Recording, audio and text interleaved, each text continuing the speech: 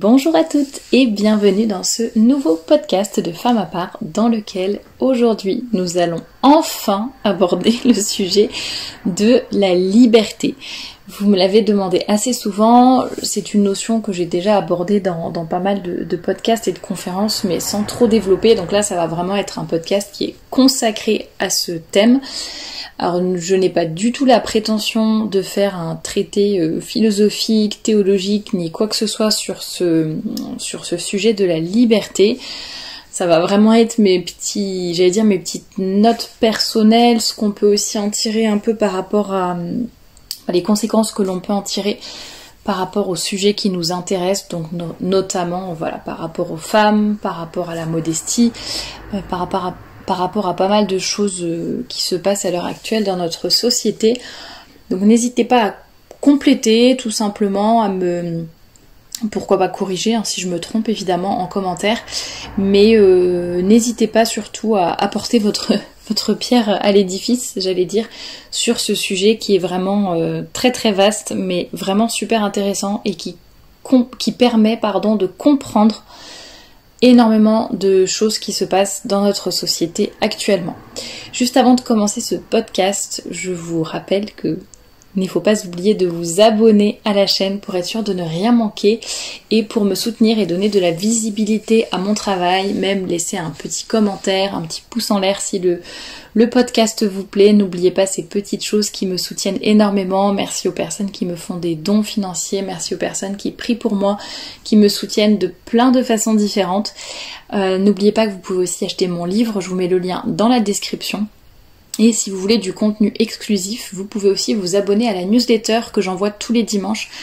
Vous êtes maintenant presque 5000 inscrits, je crois. On va bientôt atteindre les 5000, donc vous êtes quand même un certain nombre à recevoir tous les dimanches cette petite, ce que j'appelle les carnets de femmes à part, avec du contenu exclusif et aussi une partie à la fin où je rappelle un peu les articles et les podcasts qui sont sortis. Comme ça, si vous n'êtes pas sur les réseaux ou si vous n'êtes pas connecté très souvent, vous pouvez y accéder facilement et ne rien manquer. Donc pour vous inscrire à cette newsletter qui est donc gratuite, le lien se trouve dans la description.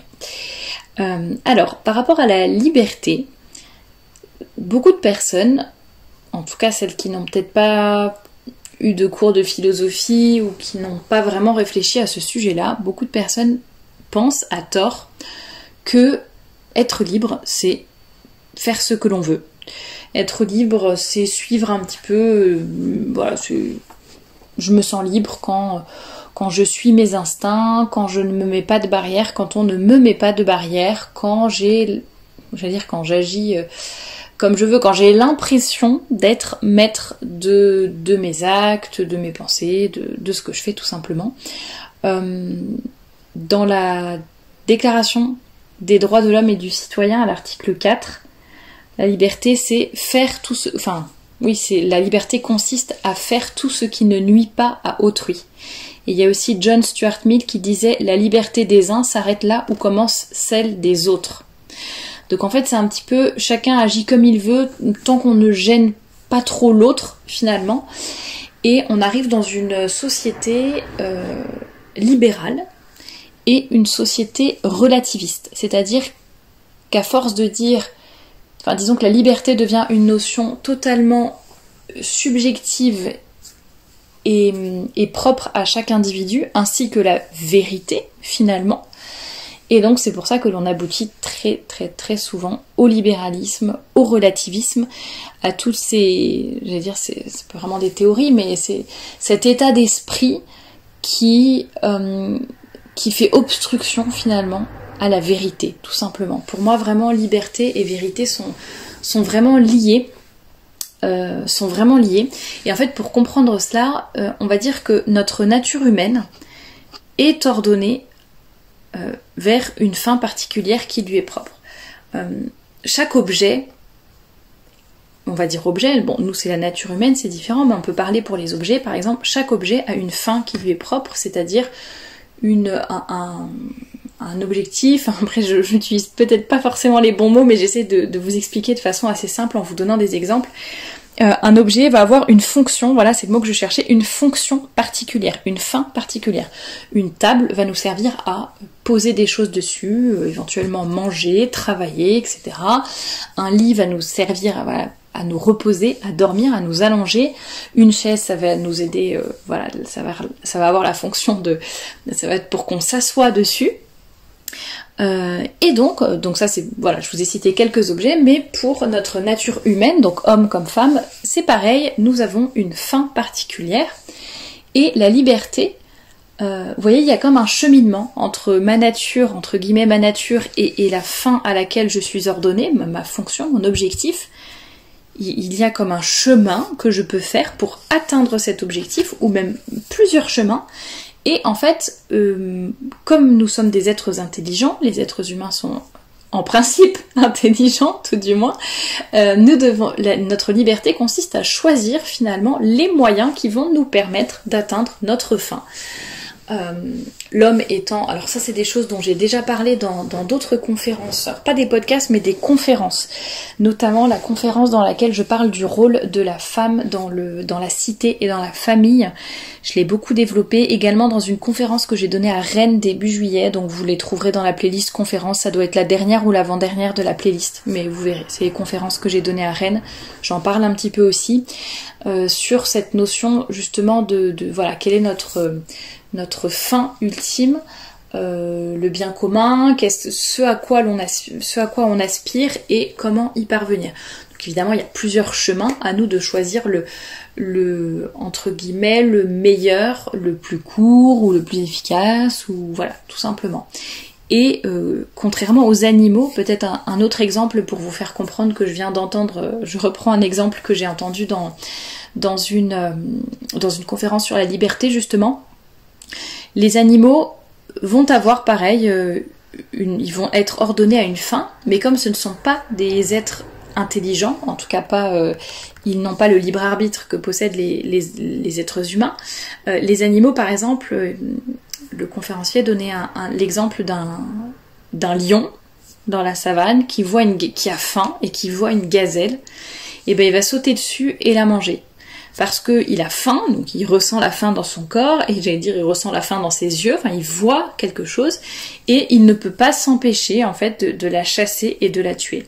Alors qu'un homme qui a faim, un être humain, homme avec un grand H, un être humain qui a faim, même si évidemment c'est une nécessité pour l'être humain de manger, mais l'homme peut choisir de dire ben non, je vais manger plus tard, ou je décide de jeûner aujourd'hui par exemple, ou alors je vais manger dans une heure, ou alors même si on a vraiment très très faim, c'est tout à fait possible de se retenir et d'attendre. Bon, on peut pas se retenir de manger pendant 10 ans non plus, mais je veux dire on a cette capacité. Non, je ne vais pas manger ça parce que c'est empoisonné, ou non, je ne vais pas manger ça parce que je sais pas, il y a trop de sucre, c'est pas bon pour moi, ou peu importe. Ce que je veux dire, c'est que les animaux, voilà, ça va être une nécessité pour eux, alors que nous avons notre liberté, justement. Et donc, bon, après, à adapter, voilà, quelle est cette fin de l'homme, quel est l'objectif vers lequel il tend, ça je l'ai déjà dit dans plusieurs conférences aussi, mais voilà, si on regarde ça d'un point de vue objectif, disons les choses, l'homme a été créé pour Dieu, l'homme a été créé pour aller au ciel, l'homme a été créé pour adorer Dieu, et donc c'est ça notre bien. Notre bien c'est le ciel, notre bien c'est le bonheur du ciel, notre bien c'est d'avoir la vision béatifique, etc. Et donc nous devons choisir les moyens pour atteindre cette fin, pour atteindre cet objectif. Et librement, nous devons poser des actes qui vont nous permettre d'atteindre cette fin. Alors vous voyez, il y a beaucoup de personnes qui ont une notion de la liberté, comme je le disais au début, qui est celle qui consiste à dire je fais ce que je veux, comme je veux. Et j'ai assisté à Paris quand j'ai donné une conférence au centre L'Apparent. J'avais donné une conférence et puis en fait j'ai assisté à la conférence de la personne précédente qui était en train d'intervenir juste avant moi. auprès dans la même salle, et c'était Jeanne de Larguero. Et j'ai écouté son intervention qui était passionnante, et pendant son intervention elle parlait de la liberté, et elle disait justement on a l'impression que être libre c'est voilà, je fais ce que je veux, dès que je pense à quelque chose, que je veux quelque chose, hop, voilà, je choisis un peu la facilité. Et elle faisait un peu réfléchir les personnes en leur disant mais qui est la personne la plus libre? Est-ce que c'est la personne qui va suivre ses instincts et ses passions, mais justement en étant presque esclave finalement, en n'ayant presque pas le choix, on va un peu subir nos propres choix presque, parce que voilà, en fait on se laisse aller, on ne décide de rien et on se laisse aller à nos instincts? Ou est-ce que c'est la personne qui va réfléchir et qui librement va décider de dompter ses passions, de dompter sa volonté? Par exemple, prenons un exemple pour le sport par exemple, est-ce que ça va être la personne la plus libre qui sera vraiment libre? Est-ce que ça va être la personne qui va finalement passer toute sa journée écroulée dans son lit ou devant sa télé à ne rien faire parce que je suis libre, je fais ce que je veux, c'est ça la liberté? Ou est-ce que la personne la plus libre, ça va être celle qui ne se laisse pas aller à ses instincts justement, qui va dompter sa volonté, qui va se faire violence entre guillemets, qui va se bouger, qui va sortir, qui va faire son sport, qui va aller à la salle de muscu, etc. Quelle est la personne la plus libre? Quelle est celle qui aura posé le choix le plus libre, qui aura agi de la façon la plus libre? Et bien finalement, ça sera la personne qui aura bougé et qui aura décidé de mettre en œuvre quelque chose de bon pour arriver à sa fin. Donc rester en bonne santé, prendre soin de son corps, de son âme, etc. Par le sport. Alors que la personne qui reste peut-être dans son lit ou dans son fauteuil se sera dit ben non, je suis libre parce que justement je choisis ce que je veux. Eh bien non, ça n'est pas cela. Et voilà, j'ai trouvé que c'était une idée intéressante. Et justement, quand on pense quelle est la notion qui s'oppose à la notion de liberté, c'est l'esclavage. Et en fait, on pense très souvent qu'on est libre alors qu'on est esclave de plein de choses, et on a beaucoup de chaînes entre guillemets de chaînes imaginaires, hein, réelles, mais dans le sens pas physique, pas matériel, qui nous retiennent, qui finalement nous emprisonnent en quelque sorte, parfois même sans que nous nous en rendions compte. Ça peut être notre portable, on peut être esclave de son portable, esclave des réseaux sociaux, esclave de la nourriture. Il y a des personnes qui ne vivent que pour manger, etc. On peut être esclave du regard des autres aussi, on peut être esclave de sa sensibilité, on peut être esclave de, je ne sais pas, des séries que l'on regarde. Enfin, vous voyez ce que je veux dire, c'est vraiment toutes ces choses pour lesquelles nous avons du mal à nous maîtriser et à faire des choix qui soient vraiment justement libres, raisonnés, et dans lesquels nous ayons tout notre libre arbitre, tout simplement, et notre capacité de réflexion et de décision vraiment éclairée. Toutes ces choses-là, tous ces esclavages, toutes ces chaînes, finalement, étouffent notre conscience et vont étouffer notre conscience, et parce que on va un peu se dire je fais ce que je veux, je n'ai de compte à rendre à personne. On va un peu étouffer notre volonté en fait, parce qu'on ne va pas l'habituer à se bouger, à avancer et à dompter en fait notre corps, tout simplement. Donc à l'heure actuelle, vous l'aurez compris, nous sommes vraiment dans une société qui est libérale, qui est relativiste, qui prône chacun pense ce qu'il veut.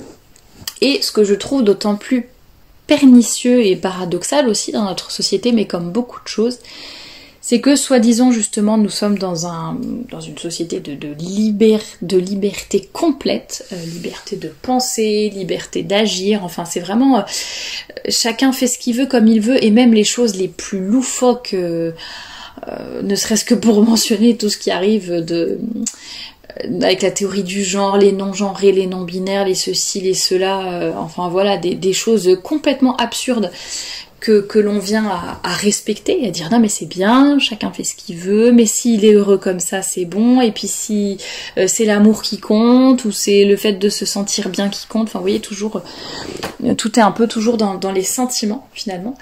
Et en fait donc soi-disant on est vraiment dans une société très libérale, et pourtant on a le droit de penser tout ce qu'on veut sauf certaines choses.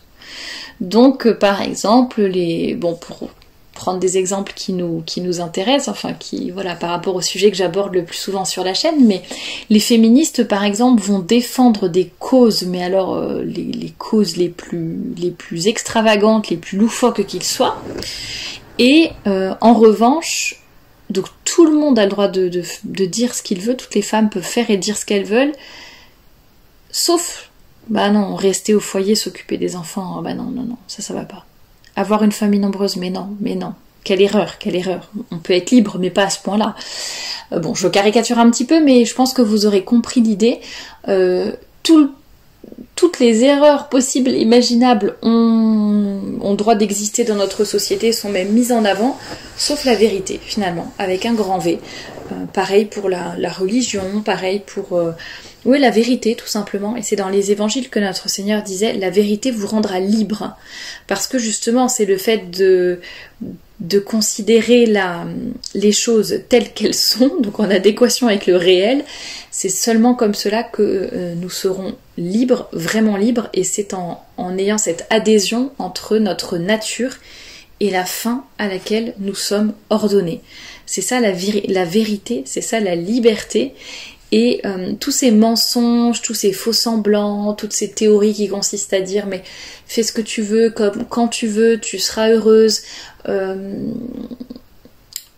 fais ce que tu veux de ta vie sexuelle par exemple, fais ce que tu veux de ton corps, fais ce que tu veux de tes relations avec les hommes, mets ta carrière d'abord et tes enfants après, ou peu importe, tous ces mensonges de la société sont là pour nous faire croire que voilà, ça va nous rendre heureuses, alors que finalement, ce sont des choses qui vont nous troubler, nous enfermer, provoquer de profonds mal-être, parce que ce sont des mensonges, justement, ça n'est pas la vérité. Souvent, on pense que le mariage, par exemple, ou même la modestie, la décence, etc., sont des choses qui vont nous enfermer. C'est un peu, vous voyez... enfin, question un peu philosophique, mais s'engager, est-ce renoncer à sa liberté? C'est un peu ça, je fais un choix, donc je renonce. En faisant un choix, on renonce forcément à quelque chose d'autre.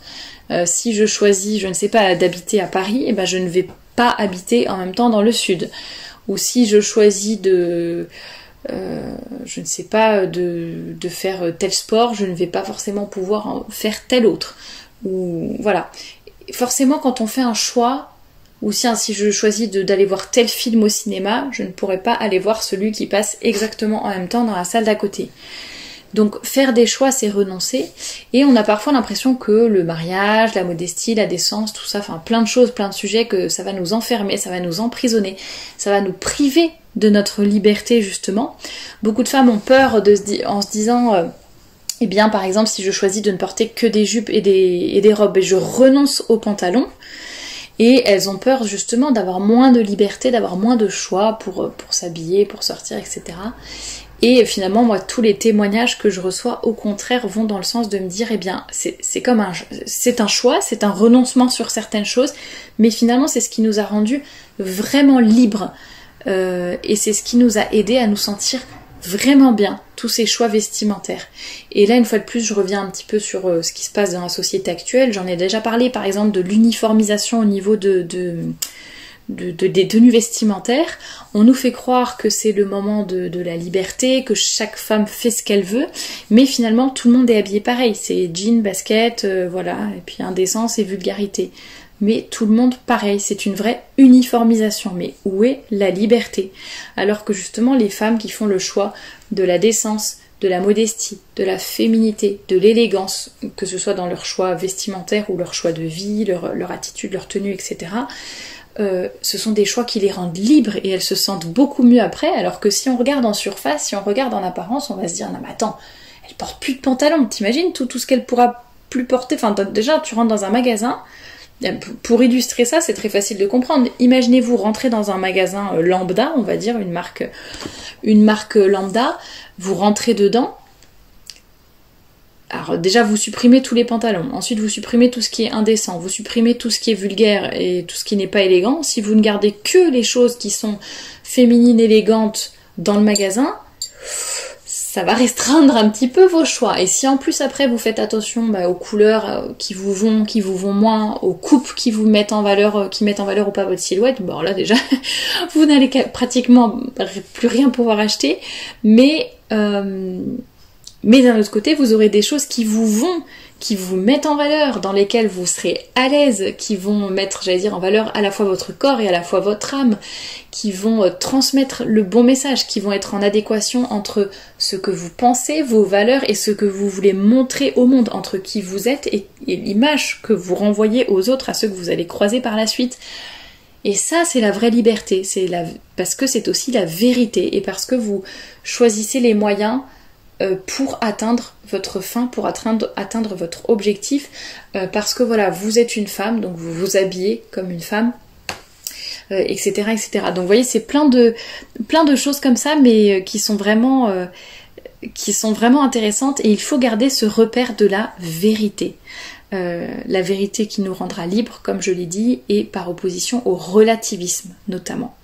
Et enfin, une autre chose aussi par rapport à la liberté, c'est être libre du regard des autres. Libérons-nous du regard des autres, libérons-nous du qu'en dira-t-on, libérons-nous de cette peur de qu'est-ce que les autres vont penser, qu'est-ce que les autres vont dire, si je fais tel ou tel choix. Ne soyons pas esclaves de ce regard des autres. Essayons d'être en adéquation avec ce que nous sommes, ce que le bon Dieu veut pour nous aussi, ce qui est bon pour nous, pour celles qui ne sont pas croyantes. Moi, je crois pas trop en Dieu, je m'en fiche un peu de ce que Dieu veut, s'il existe, ce qu'il veut pour moi, j'en ai rien à faire. Eh bien, réfléchissez sans même penser à Dieu, mais juste le bon sens. Est-ce qu'une femme, c'est la même chose qu'un homme? Sur certaines choses, oui, on a quand même la nature humaine en commun, et heureusement. Mais vous voyez, on a des spécificités féminines. Apprenons à nous connaître. Apprenons à bien nous connaître pour pouvoir bien, profiter de ces spécificités et pouvoir travailler sur nos défauts, travailler sur nos qualités. Par exemple, rien que le fait de connaître notre cycle féminin, oui, ça c'est une spécificité féminine, et bien apprenons à nous connaître, apprenons à nous en servir, dans le sens, apprenons à savoir qu'à telle période, voilà, on est plus créatif, plus en forme, plus énergique, etc., qu'on peut lancer des nouveaux projets. Apprenons qu'à telle période, on va avoir besoin de plus de calme, d'intériorité, etc. Vous voyez, c'est vraiment essayer de... Lorsqu'on est en adéquation avec sa nature, le cycle féminin d'ailleurs est un bon exemple, je pense, quand on est en adéquation avec notre nature, avec notre fin, avec notre fonction, eh bien nous allons pouvoir être en accord finalement avec nous-mêmes, en accord avec la vérité tout simplement, et c'est comme ça que nous allons pouvoir être vraiment libres et surtout, vraiment en paix. Donc plutôt que de nous enfermer, de nous emprisonner, de nous frustrer, et bien en fait il y a certaines règles entre guillemets, mais qui sont tout simplement inhérentes à notre nature humaine ou à notre vocation féminine. Ce sont des règles qui finalement vont nous épanouir, vont nous aider à être en paix, vont nous aider à nous sentir mieux et vont nous aider à être libres tout simplement. Que ce soit, bon, ça c'est des choses, j'en ai déjà parlé, donc je ne vais pas m'étaler sur toutes ces spécificités féminines, mais pour vous faire comprendre que, vous voyez, la fameuse libération de la femme par le féminisme, bah finalement les féministes ont nié les spécificités féminines, et donc finalement ont rendu les femmes malheureuses. Je ne crois pas qu'aujourd'hui les femmes aient l'air d'être spécialement heureuses et épanouies. Est-ce que ça ne serait pas en partie à cause de cela ? Et d'un autre côté, quand on propose un modèle qui paraît dans notre société beaucoup plus restrictif, beaucoup plus... Voilà, à mettre un peu des barrières, etc. Ah non, faut renoncer à ci, faut renoncer à ça c'est pas bon, etc. Bah là, on va sembler être vraiment les ennemis de la femme, on va sembler être les bourreaux et les esclavagistes, entre guillemets, alors que finalement, non, nous, on essaye d'aider la femme à se libérer, mais dans le vrai sens du terme, la vraie libération de la femme libre, parce que une femme qui est dans la vérité et qui respecte c'est pas une nature féminine parce que c'est la nature humaine, mais qui respecte ses spécificités féminines, tout simplement. Alors j'hésitais un petit peu à vous lire cet extrait d'un livre qui est plutôt politique d'ailleurs, par rapport à la liberté. justement, bon après c'est un peu philosophique quand même. Aucun être n'est libre de choisir sa finalité objective dans la mesure où celle-ci lui est imposée par sa nature ou sa forme. Donc ça je vous l'ai déjà dit, la table c'est fait à une fonction spécifique, etc. Donc l'être humain, idem. La liberté, donc on n'est pas vraiment libre de choisir sa finalité, cependant, les êtres conscients de leur fin ont par nature la puissance de choisir les moyens qui vont les conduire à cette fin. Donc la liberté pour les êtres conscients, donc c'est-à-dire pour les êtres rationnels, intelligents, est donc la faculté de choisir les moyens en vue de leur finalité. Et donc les hommes vont choisir des actes raisonnables pour arriver à leur fin objective. Est donc libre l'homme qui agit raisonnablement, c'est-à-dire selon la morale. Et Charles Maurras ou Maurras, je ne sais jamais comment on le prononce, disait « On est plus libre à proportion que l'on est meilleur ». Voilà, donc contrairement aux libéraux qui... je crois qu'on dit libéraux, enfin ceux qui sont adeptes des théories libérales, qui vont justement... eux, ils font de la liberté un absolu, en fait. Comme si c'était la liberté à tout prix. Et je pense qu'ils n'ont pas compris ce qu'était la liberté, donc cette capacité à choisir ce qui est bon pour nous, c'est-à-dire ce qui va nous amener vers notre finalité et vers notre bonheur. C'est un peu ça le mot clé aussi. N'oublions pas que oui, ce sont des renoncements, oui, il y a des sacrifices, oui, il y a des moments vraiment difficiles et il faut dompter notre volonté, il faut dompter notre corps, il faut dompter certains instincts, mais c'est vraiment pour le meilleur. Et juste pour terminer ce podcast, je voulais ajouter aussi du coup un petit mot par rapport au jugement. Souvent on dit mais il faut pas juger les autres.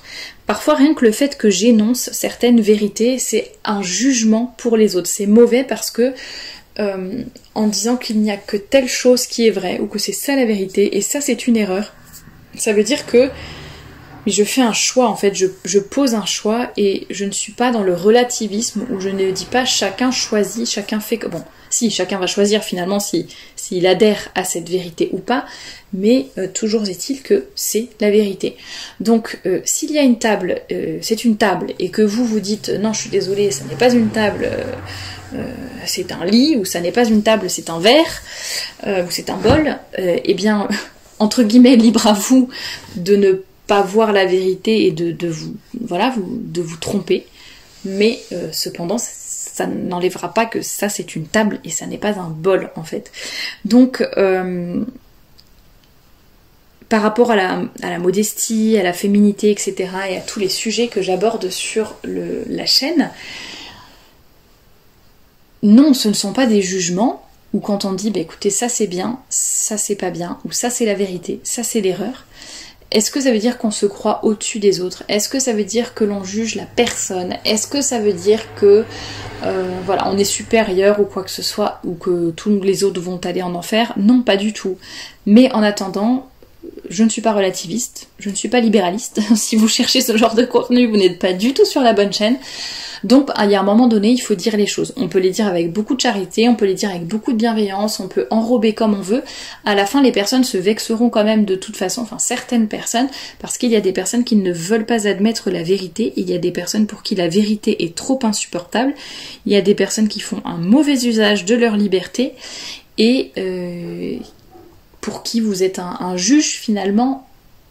Même si vous ne jugez pas, vous allez être la conscience de ces personnes, finalement vous allez être un miroir un peu désagréable qui leur renvoie une image pas forcément très flatteuse d'eux-mêmes, et donc effectivement ça va un petit peu les vexer ou les titiller, ce qui rend les choses parfois difficiles. Mais voilà ce que je voulais vous dire sur la liberté, sur la vérité. J'espère que ça vous a intéressé, c'était un petit peu différent d'habitude, j'espère que j'ai pas été trop brouillon ou trop enfin je pense pas avoir été trop philosophe, il n'y a pas trop de risques. Mais voilà, c'était un peu pour remettre les bases, parce que je trouve que ça fait comprendre vraiment pas mal de choses. Déjà sur l'état d'esprit de la société actuelle, beaucoup de choses par rapport au féminisme que l'on comprend mieux aussi, par rapport à cette fausse libération de la femme et pourquoi cette libération de la femme ne la rend pas du tout heureuse, et pourquoi finalement la liberté et la vérité, la vérité est exigeante, mais pourquoi elle rend libre, même si en apparence, on peut avoir l'impression, voilà, c'est un seul chemin, qu'on n'a pas le choix, quoi, qu'on peut pas prendre à droite, à gauche. Non, voilà, faut aller, hop, tout droit avec ce chemin de la vérité. Donc forcément, ça suppose de renoncer au chemin de gauche et de renoncer au chemin de droite, mais en fait, peu importe, puisque c'est ce chemin qui va tout droit qui va vous rendre heureux. Donc peu importe les autres chemins finalement. Voilà en tout cas ce que je voulais vous dire. J'espère que mes métaphores n'étaient pas trop bizarres non plus. N'hésitez pas à réagir en commentaire, à me dire ce que vous avez pensé de ce podcast. Et je vous dis à très bientôt pour une nouvelle vidéo.